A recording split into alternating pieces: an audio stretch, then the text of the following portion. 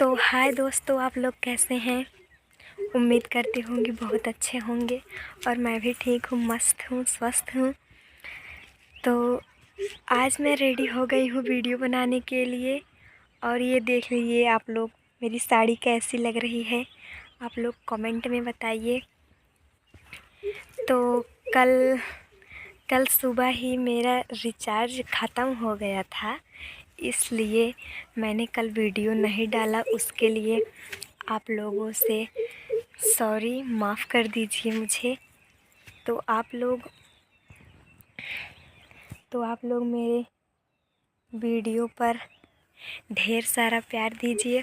और मैं वीडियो बनाने के लिए रेडी हो गई हूँ। अब रेडी हो गई हूँ, तो अब मैं वीडियो बनाऊँगी और अपलोड करूँगी। तो आप लोग उस पर प्यार दीजिएगा देखकर। और मेरी साड़ी के